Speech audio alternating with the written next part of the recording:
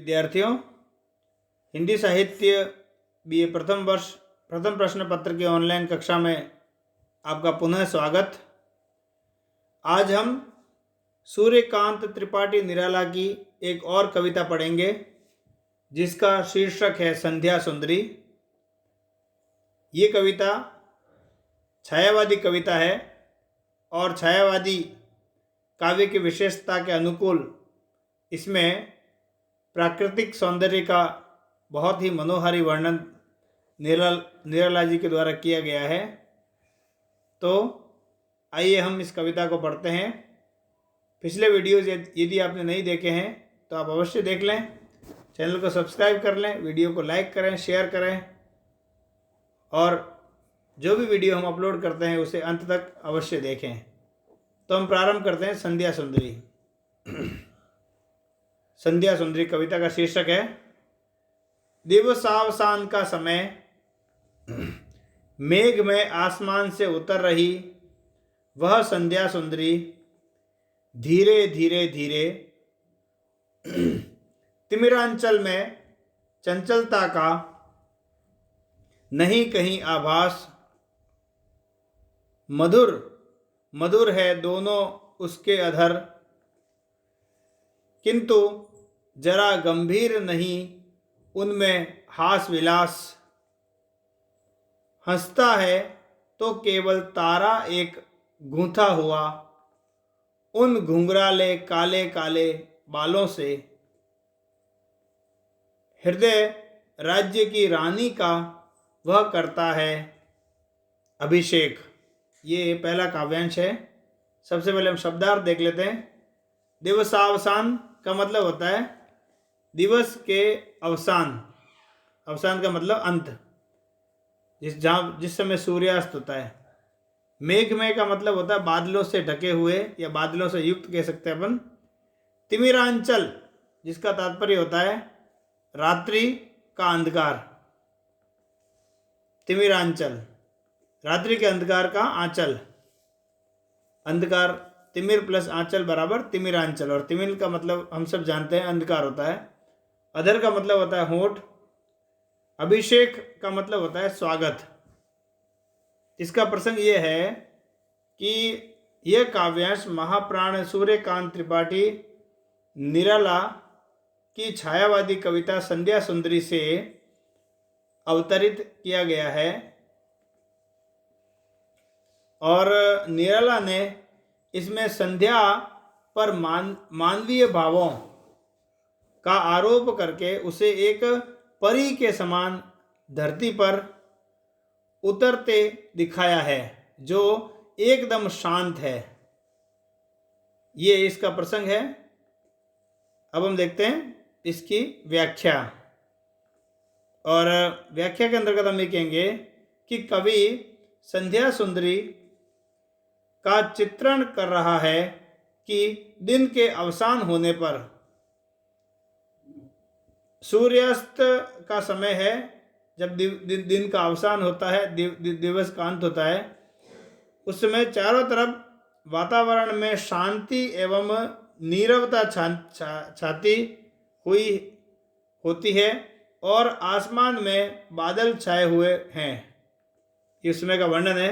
ऐसे मनोहारी वातावरण में यह संध्या रूपी सुंदरी धीरे धीरे आसमान से धरती पर उतर रही है। अंधकार के आंचल में कहीं भी चंचलता या कोलाहल का आभास तक नहीं हो रहा है, बिल्कुल शांत।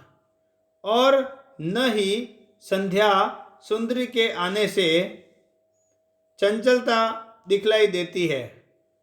वह शांत रूप में आसमान से उतर रही है।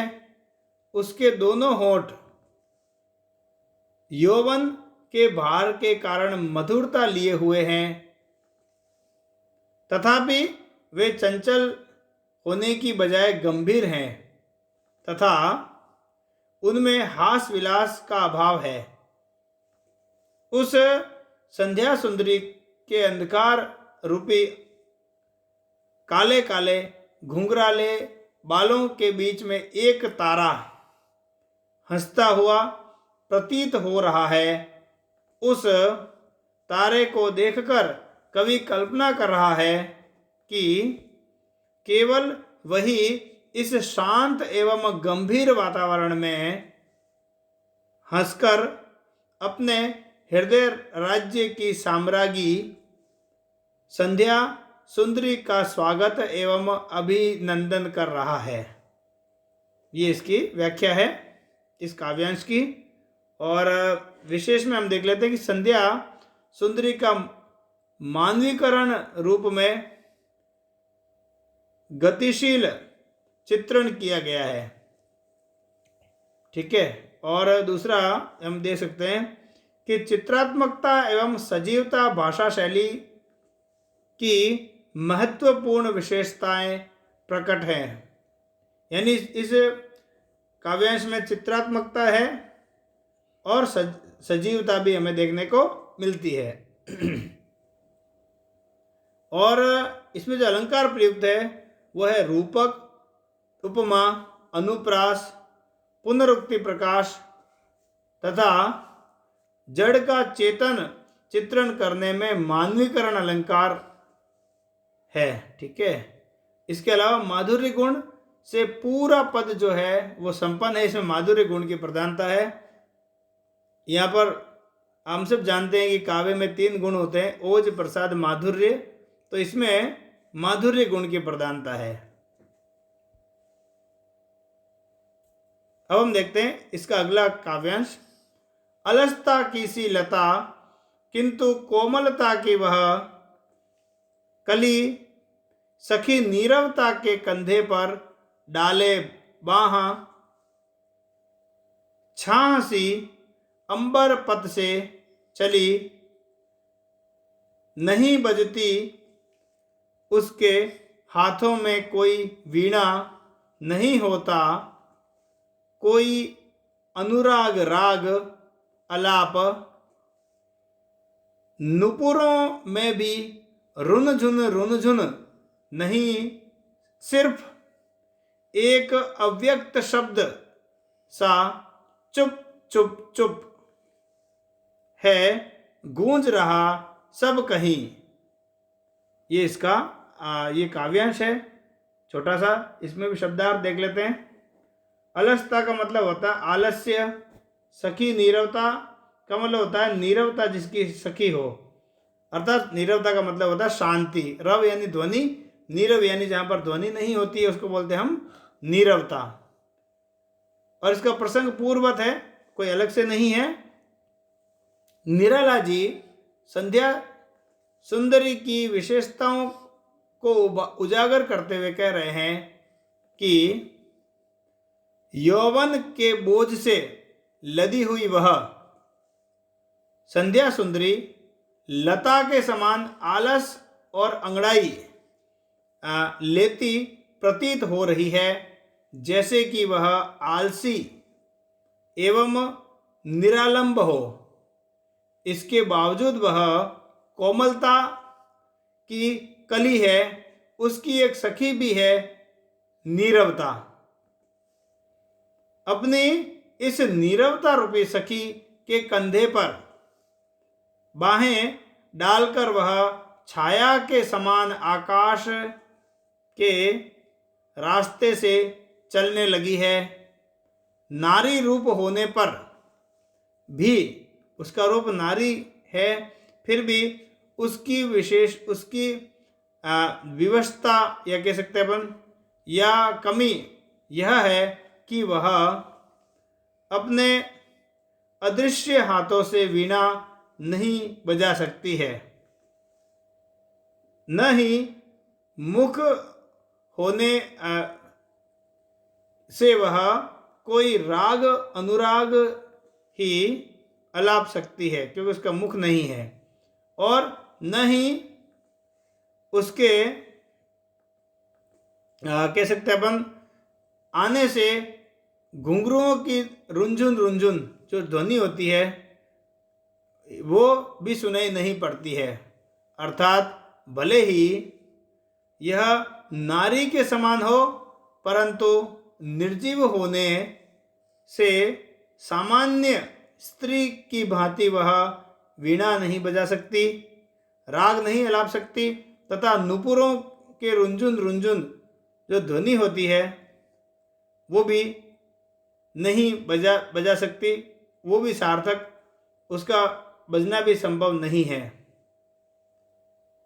इनके स्थान पर जब वह आसमान से उतरती है तो इस कोलाहलपूर्ण संसार में एक अव्यक्त शब्द चुप चुप चुप ही सर्वत्र गूंजता है। ऐसा शब्द गूंजता है जिसे हम चुप कह सकते हैं, उसके अलावा किसी भी प्रकार की ध्वनि नहीं होती है। या संध्या सुंदरी के उतरने पर चतुर्दिक यानी चारों दिशाओं में चुप्पी एवं शांति छा जाती है। ये कहने का कवि का तात्पर्य है। विशेष में देखते हैं कि निराला ने, पहला बिंदु, निराला ने संध्या को सुंदरी बताकर उसके मानवीकृत रूप में चित्रित, उसे मानवीकृत रूप में चित्रित किया है। दूसरा, नीरवता को उसकी सखी बताने से वातावरण में सजीवता और चित्रात्मकता आ गई है। अगला बिंदु, हिंदी भाषा में संस्कृत निष्ठ शब्दों का प्रयोग उसकी समृद्धि यानी भाषा की समृद्धि को दर्शाता है। मानवीकृत चित्रण करके भी, है ना, संध्या सुंदरी की विशेषता या सुंदरी की विवशता जो है उसको किस प्रकार से बताया है? वीणा न बजा पाना, राग न अलाप पाना, ये होने से मैं उजागर किया गया। इस व्यवस्था को इन रूपों में इसने कवि ने उजागर किया गया है, कवि के द्वारा उजागर किया गया है। दूसरा, जड़ जड़ है, चेतन चेतन है, ये कवि ने बताया है। मानवीकरण, उपमा और अनुप्रास, पुनरुक्ति, प्रकाश, अलंकार इस काव्यांश में प्रयुक्त हुए हैं तथा पूरा पद जो है वो ध्वन्यात्मक वर्णों की प्रधानता से संगीतात्मकता या नाद सौंदर्य लिए हुए है। ये बिंदु है, इनमें से आप कुछ बिंदु लिख सकते हो। आप लोग इस वीडियो के अंत तक बने रहे, धन्यवाद आपका। और अगले वीडियो में हम इस कविता के कुछ और जो शेष काव्यांश रह गए हैं उनकी व्याख्या करेंगे।